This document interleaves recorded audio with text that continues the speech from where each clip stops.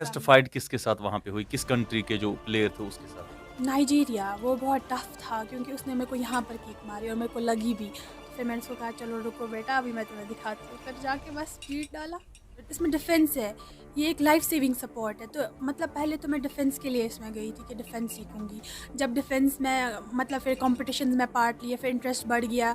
फिर ऐसे ही इंटरेस्ट बढ़ता गया तो बस हो गया। टॉन्ट तो हमेशा पड़ते थे जब मैं यूनिफ़ॉर्म लगा के जाती थी तो बोलते देखो निकली यूनिफ़ॉर्म लगा के क्या करेगी, लातें मारती है वो ये इसमें क्या फ़ायदा है।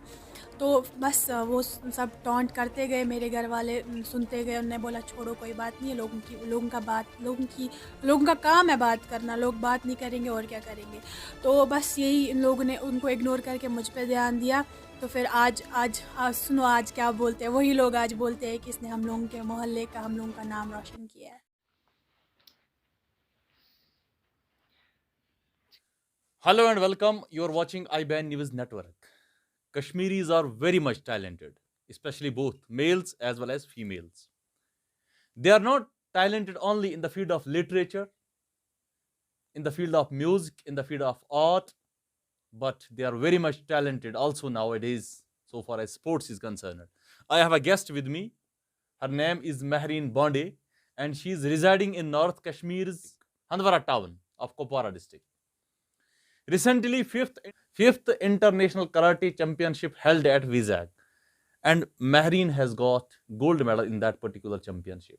Yeah, it's an achievement for all of us. So let's interact with Mehreen, and we will pose some questions to Mehreen. Definitely, she will answer all these questions, and maybe her answers may inspire someone. Mehreen, welcome. Thank you. Uh, you are recently fifth international championship held at Vizag, and you have got gold medal in that particular championship. तो सबसे पहले हमें बताइए आपको life में sports का शौक कब से पैदा हुआ? स्पोर्ट्स का शौक तो मुझे बचपन से ही था। सो बचपन से ही मैं बहुत मतलब इसमें मतलब हर चीज़ में पार्ट करती थी, रन हो या कोई गेम हो। तो फिर यहाँ सुना कि मार्शल आर्ट्स सिखाते हैं तो फिर मार्शल आर्ट्स में जॉइन किया। ऐसे ही फिर शौक बढ़ता गया। अच्छा ये बताइए इसको छोड़कर स्पोर्ट्स को छोड़कर आप अपना जो आपका एकेडमिक्स है उसके बारे में हमें इंट्रोड्यूस दीजिए, ब्रीफ इंट्रोडक्शन। हाँ जी, तो मतलब स्पोर्ट्स को छोड़ के मैं 12th क्लास में पढ़ती थी। मतलब एग्ज़ाम दिया, अब रिज़ल्ट का वेट कर रहे हैं। तो उसके बाद मैंने सोचा है कि मैं जामिया मिलिया में एडमिशन लूँगी, तो उसके लिए प्रिपेयर कर रही हूँ। बीइंग अ फीमेल, हमेशा जब फीमेल का कोई मैटर होता है तो लोग जो है बढ़ा चढ़ा कर पेश करते हैं, स्पेशली कराटे। क्या खेलेगी कराटे एटसेट्रा, ये अक्सर हम देखते हैं। तो क्या आपको कभी क्रिटिक्स फेस करना पड़ा यहाँ पे पड़ोसियों से, या जितने भी रिलेटिव्स है, या जितने भी आपके पेरेंट्स तो माशाल्लाह आपको सपोर्टिव रहे हैं, लेकिन अक्सर हम देख रहे हैं कि जो ये कराटे हैं इसमें क्या कुछ कराटे की, ये एक लड़की है क्या कराटे खेलेगी, क्या आपको क्रिटिक्स का सामना फेस करना पड़ा? टॉन्ट्स की बात करें तो वो तो हर कोई मतलब यहाँ आस-पड़ोस में जो भी हो, मोहल्ले के जो भी है, टॉन्ट तो हमेशा पड़ते थे। जब मैं यूनिफ़ॉर्म लगा के जाती थी तो बोलते देखो निकली यूनिफ़ॉर्म लगा के क्या करेगी, लातें मारती है वो ये इसमें क्या फ़ायदा है। तो बस वो सब टॉन्ट करते गए मेरे घर वाले सुनते गए। उन्होंने बोला छोड़ो कोई बात नहीं है, लोगों का काम है बात करना, लोग बात नहीं करेंगे और क्या करेंगे। तो बस यही इन लोगों ने उनको इग्नोर करके मुझ पे ध्यान दिया। तो फिर आज सुनो आज क्या बोलते हैं, वही लोग आज बोलते हैं कि इसने हम लोगों के मोहल्ले का हम लोगों का नाम रोशन किया है। अच्छा, कराटे की बात करेंगे तो ये एक ऐसी गेम है जिसमें आपको हर एक बॉडी का पार्ट यूज़ करना पड़ता है, और स्पेशली जो मेल्स हैं हमारे वो ज़्यादा इंटरेस्ट होते हैं, लेकिन फीमेल होने के नाते आपका ज़्यादा इंटरेस्ट कब बढ़ा? फीमेल होने के नाते मतलब एज़ आपको पता ही है ये एक डिफेंस इसमें डिफेंस है। ये एक लाइफ सेविंग सपोर्ट है। तो मतलब पहले तो मैं डिफेंस के लिए इसमें गई थी कि डिफेंस सीखूँगी। जब डिफेंस में मतलब फिर कॉम्पिटिशन्स में पार्ट लिया, फिर इंटरेस्ट बढ़ गया। फिर ऐसे ही इंटरेस्ट बढ़ता गया तो बस हो गया। आज तक नेशनल लेवल के, इंटरनेशनल लेवल के कितने चैंपियनशिप जो इस कराटे में हेल्ड हुए हैं, कितनों में आपने पार्टिसिपेट किया? वो परफॉर्मेंस क्या कुछ रही? तो हर स्टेट में पार्टिसिपेट किया और हर स्टेट में मेरा गोल्ड है और हर नेशनल में भी पार्टिसिपेट किया है। 5 नेशनल खेले हैं, उनमें से 4 में गोल्ड है, 1 में सिल्वर है और रिसेंटली मैंने इंटरनेशनल खेला और उसमें गोल्ड लिया। स्पेशली जो हमारी फीमेल्स होते हैं, दे आर बुकवर्म्स, ये सिर्फ किताबें पढ़ती रहती है। और अगर हम बात करें मेल्स फिर भी बाहर जाते हैं वगैरह, लेकिन सपोर्ट्स के साथ खेल कूद भी बहुत ज़्यादा ज़रूरी है। एकेडमिक्स के साथ साथ जो हमारा सपोर्ट्स है, जो हमारा हेल्थ है, जो फिजिक है, उसको भी मेंटेन करना बहुत ज़्यादा ज़रूरी है। तो आपने इस चीज़ का क्या ख़्याल रखा? और जो हमारी फीमेल्स है, जो बुकवर्म बन रहे हैं, उनके लिए क्या मैसेज है?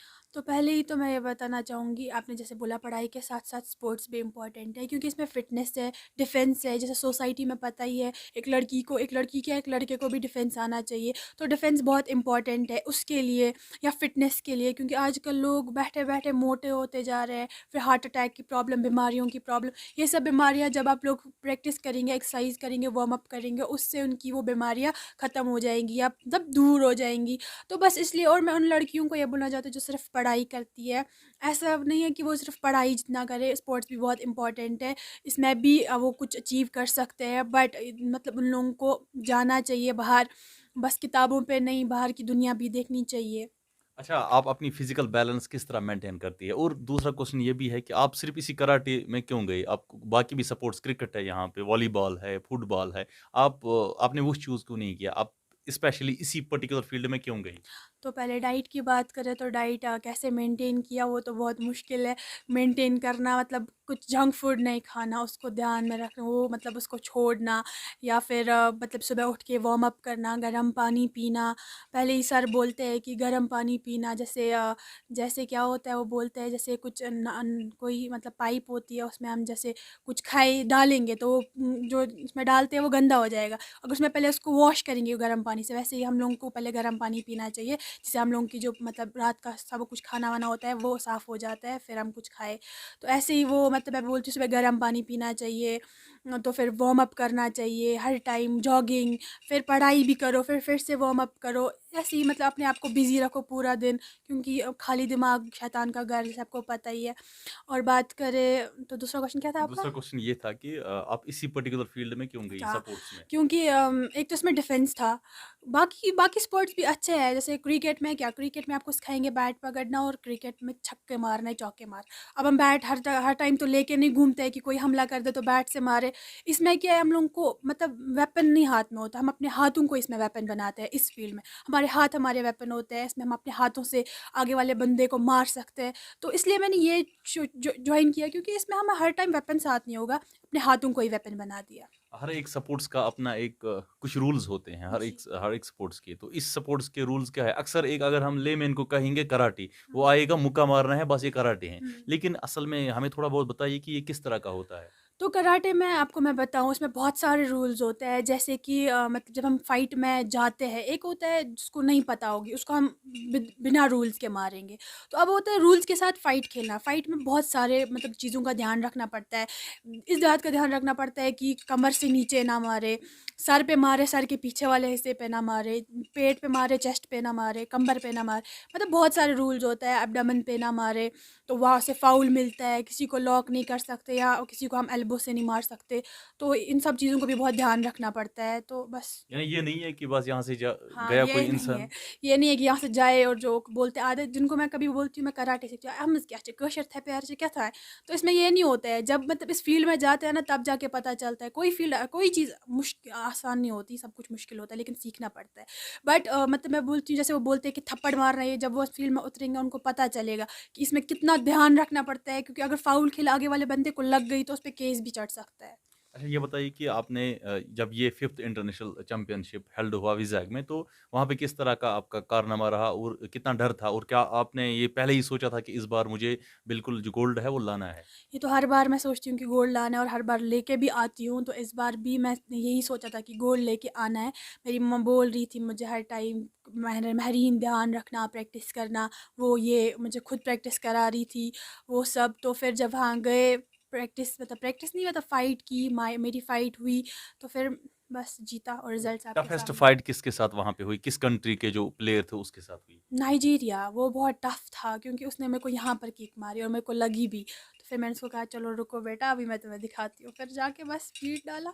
अच्छा जब आपने ये गोल्ड मेडल हासिल किया वहाँ, तो फिर कितनी मसरत हुई आपको और आपका मोराल जो है कितना ऊँचा हुआ इस गोल्ड मेडल लाने से? जी, जब मैंने मेडल लिया मैं बहुत खुश हुई, मतलब खुशी का अंदाज़ा ही नहीं था। फिर फ़ोन्स आए, वो ये कांग्रेचुलेशंस, फिर कश्मीर आए, यहाँ पर भी वेलकम अच्छा मिला।